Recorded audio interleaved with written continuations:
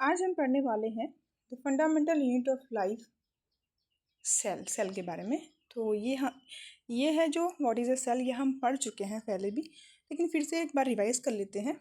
सबसे पहला एक क्वेश्चन है कि अगर हमारे बॉडी में सेल्स ही ना होते तो क्या हम जिंदा रह पाते? ठीक है, सो इसका आंसर है कि नहीं। अगर हमारे बॉडी के अंदर सेल नहीं होते तो हम जिंदा ही नहीं रह पाते, क्योंकि हमारा जो पूरी बॉडी है वो सेल से ही मिलकर बनी होती है।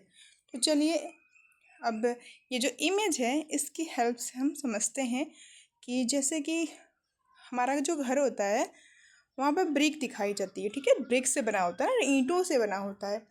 तो जैसे एक बड़ा हाउस बनता है अगर, तो उसमें हज़ारों ब्रिक्स मिलकर वो घर बनता है। ठीक है, तो वैसे ही हमारी जो बॉडी होती है उसमें मिलियंस ऑफ सेल्स से मिलकर ही हमारी बॉडी बनती है।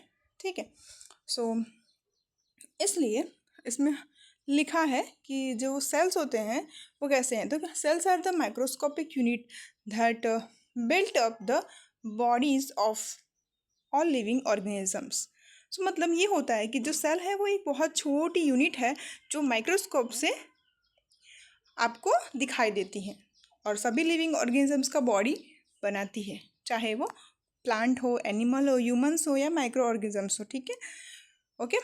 सो यहाँ पे प्लांट्स और एनिमल्स, ह्यूमंस जो हैं, ठीक है, वो आपको देखो यहाँ पे दिखाए गए हैं हमारे इमेज में। प्लांट, एनिमल, ह्यूमंस और माइक्रो ऑर्गेनिजम्स। ठीक है, ये सभी जो हैं वो सेल से मिलकर ही बने होते हैं, चाहे पेड़ हो, रैबिट हो, ह्यूमन हो, बैक्टीरिया हो या किसी का भी बॉडी हो, वो सेल से ही बना होता है। सो इसमें अब राइट साइड में हमारा एक इमेज है, स्ट्रक्चरल यूनिट लिखा है और फंक्शनल यूनिट। तो इसमें क्या है, तो it gives a definite safe structure and frame of the organisms body. तो यहाँ पर क्या होता है, बॉडी की बनावट होती है इसमें। ठीक है, किसमें, तो कि स्ट्रक्चरल यूनिट में। ठीक है, और दूसरे में क्या लिखा है, functional unit, all the vital process necessary for life such as energy production and the waste management and nutrient absorb happen inside individual cells। यहाँ पे क्या है, so one cell countless functions endless life. ठीक है, सो जो सवाल आता है कि सेल किस चीज़ से बना होता है, ठीक है, अभी हमारे माइंड में यही सवाल आएगा ना कि सेल से बना होता है, लेकिन सेल बना किससे होता है, तो किससे बना होता है, तो चलो हम देखते हैं। फर्स्ट हमारा आता है, जैसे कि मान लो कि अगर आप माइक्रोस्कोप में देखेंगे तो तीन मेन पार्ट्स दिखेंगे, जिसका नाम है हमारा प्लाज्मा मेम्ब्रेन, न्यूक्लियस और साइटोप्लाज्म। ठीक है, सो जो प्लाज्मा मेम्ब्रेन है, ये सेल जो होता है उसकी आउटिंग कवर होती है। ठीक है, आउटर कवरिंग होती है। तो इससे आप अपने घर का गेट समझ लीजिए। ठीक है, घर बनता है तो उस पर गेट लगाया जाता है, तो वो हमारा क्या होता है, कवर होता है, वन टाइप ऑफ। ठीक है, तो वैसे ही इसमें है प्लाज्मा मेम्ब्रेन, जो प्रोटेक्ट करता है आउटर बाउंड्री को, गेट कीपर का काम करता है। ठीक है, सो जैसे ही गेट हमारा कैसे करता है, हाँ, हमारे घर के अंदर जो गेट बना होता है वो डिसाइड करता है ना कि कौन घर के अंदर जाएगा और कौन नहीं जाएगा, कौन बाहर जाएगा। तो वैसे ही प्लाज्मा मेम्ब्रेन भी यही डिसाइड करता है कि कौन सी चीज़ें जो हैं वो सेल के अंदर जाएगी और कौन बाहर निकलेगा। ठीक है, तो सेकंड वाला आता है हमारा न्यूक्लियस सेल, जो क्या है, कंट्रोल करता है। जो सेल है ना उसका ब्रेन होता है। ठीक है, तो कंट्रोल सेंटर होता है, उसको हम कहेंगे। सो एग्जाम्पल की तरह जैसे हम ले स्कूल का, ठीक है, तो स्कूल में प्रिंसिपल पूरे स्कूल को कंट्रोल करता है, राइट। तो वैसे ही न्यूक्लियस जो होता है वो पूरे सेल की एक्टिविटीज़ को कंट्रोल करता है। इसी के अंदर डीएनए भी होता है, आपने डीएनए का नाम तो सुना ही होगा। ठीक है, तो डीएनए भी इसी के अंदर होता है, जिसको हम कहते हैं हेरिडेटरी कैरेक्टर्स, उसी को स्टोर वो न्यूक्लियस करता है। ठीक है, और नेक्स्ट हमारा आता है साइटोप्लाज्म। ये एक जेली लाइक फ्लूइड है।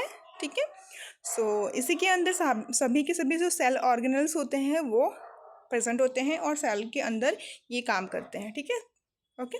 सो सेल ऑर्गेनल्स जो होता है वो क्या है, तो कि मिटोकॉन्ड्रिया, जो कि powerhouse of the cell, वो उसमें एनर्जी होती है। ठीक है, वो एनर्जी बनाता है।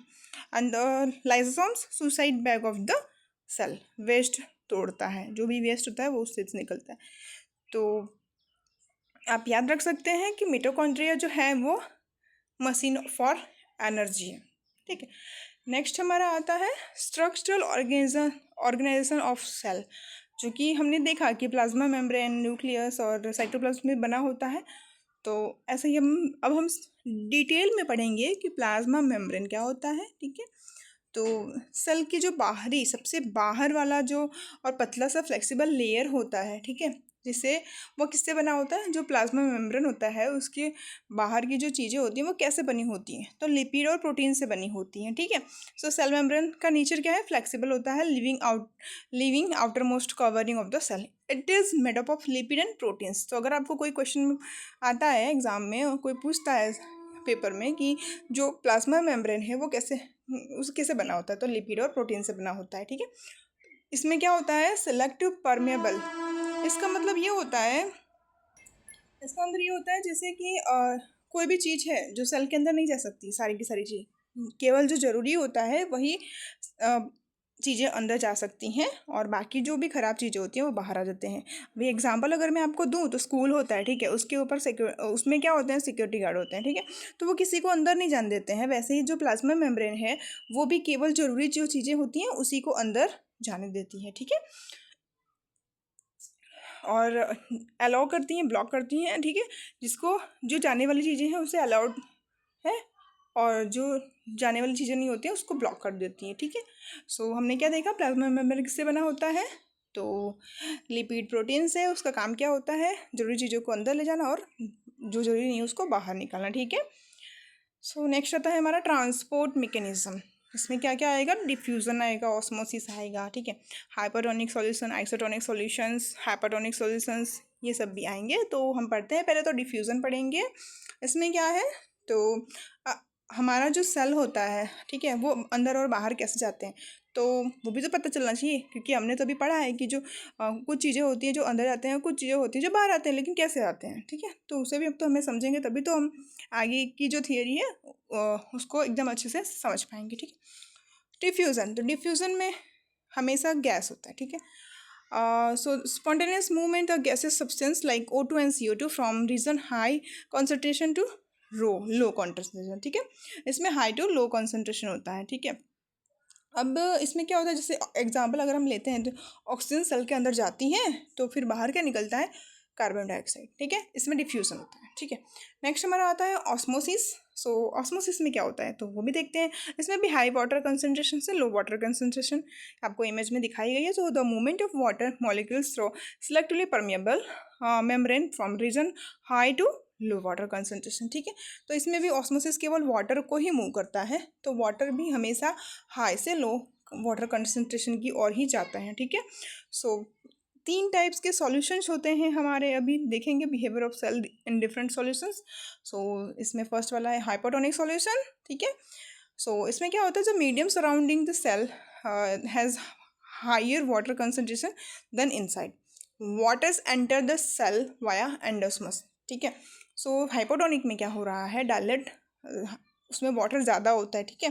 सो इसलिए वाटर सेल के अंदर चला जाता है और सेल क्या हो जाता है, फूल जाता है। तो फिर रिजल्ट हमें वही कि सेल फूल गया है तो इसलिए वो हो सकता है ब्रस्ट हो जाए, ठीक है। आइसोटोनिक में क्या होगा, सो इक्वल कंसंट्रेशन होता है, आइसो मतलब सेम, तो इक्वल कंसंट्रेशन होता है, तो water concentration outside and inside identical, so no net water movement occurs. So result हमको क्या मिलेगा, तो cell size remains exactly the same, ठीक है। अब इसमें पानी जो होता है वो अंदर और बाहर दोनों बराबर होता है, इसलिए सेल जो होता है वो नॉर्मल रहता है।